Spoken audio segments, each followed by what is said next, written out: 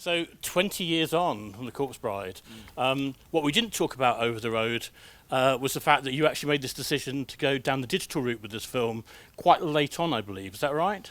Well, yeah, I mean, it's just honestly, I love the medium and stuff, but just filming it just helped the sort of system. It helped the way we sort of approached.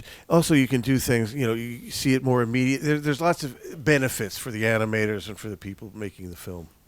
And when you approached the film, did you approach it in the same way that you would with any other kind of live action film? Yeah. I mean, essentially the puppets are the actors, but everything else is the same. The DP, we shoot it like it's a film. I mean, all the colors, all the things, everything.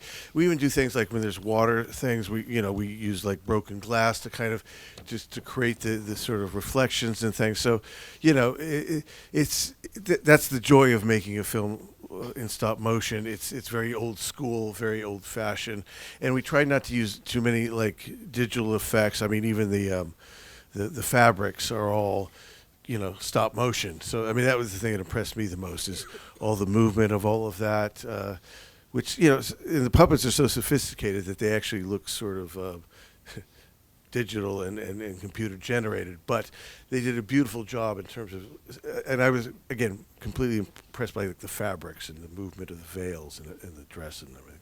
And the actual idea behind the story itself, as I understand it, is that obviously you made it very much your own, but it came from a kind of 19th century folk story. Is that right? Yeah, I didn't even. Yeah, it was very abstract. It was very vague. It was just more of an idea, and it was something that.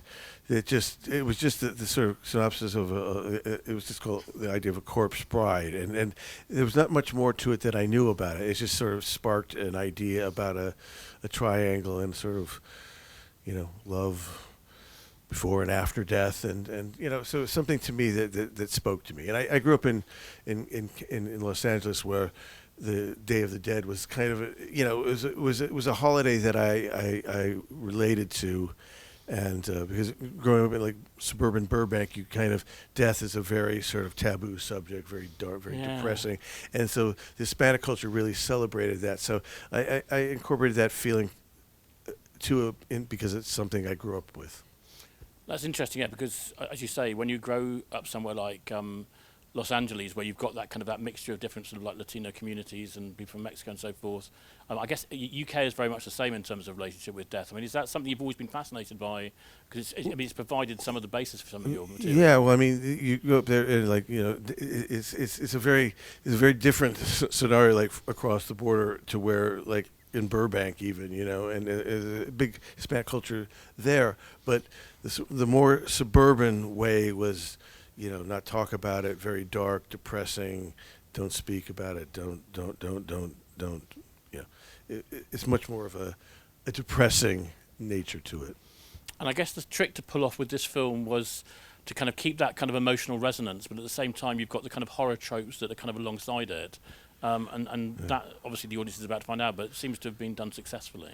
Well, no, I mean, I was lucky to have Christopher Lee do a voice, and Michael Goff, who did. Yeah. So and also for me, it's like one of the best casts I've ever had. I mean, if you look at all the people that did it, and they all just kind of did it without really knowing what it was. It was kind of a medium, low budget kind of film. So, I got an amazing cast for not much money. I guess one thing that people may not be aware of is that the film was made in London, and obviously it's a very British cast as well. So even though obviously you're American with sort of Anglo sensibilities, having lived here for a while and stuff, it feels very British in lots of respects. And you've got Johnny Depp with a British accent and.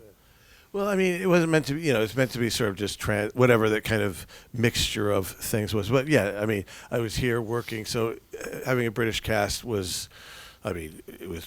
It's a great British cast, so I felt very, very, very lucky. And these kind of things are very strange because, I mean, I think Albert and Joanna, there were a few times when you'd have two people there working together, but oftentimes they're working alone, and so it's always a strange puzzle to try to piece together these things.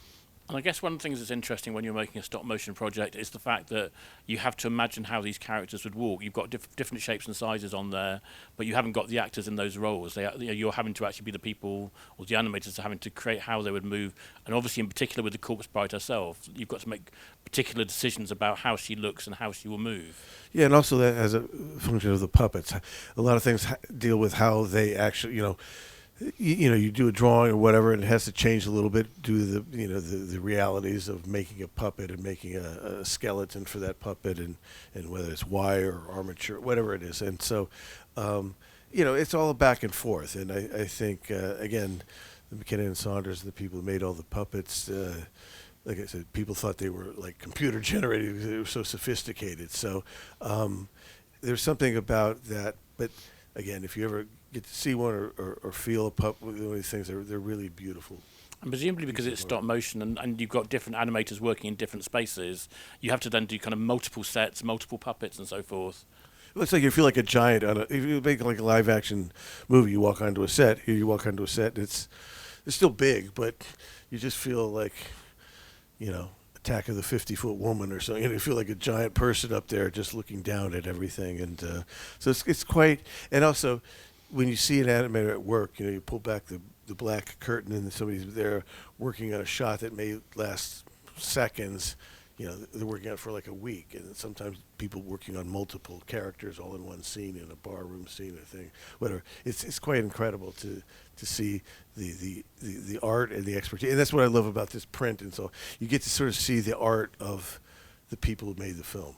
So you kind of oversaw this restoration, as I understand it. Yeah. What was it like, kind of revisiting it after 20 years? Well, I mean, like I said, what I loved about it is that it's like, because my eyes are getting bad, but what I saw, I could see things better. And I remember how it felt being on the set, because all the lighting is done. It's like a live action film. It's all lit like you'd light. You don't change that later on, and so it's something where you really see the textures, the colors, the feel of the puppets, the movement of the fabric, all that kind of stuff is just heightened, which for me just shows, it just heightens the beautiful nature of what the artist did.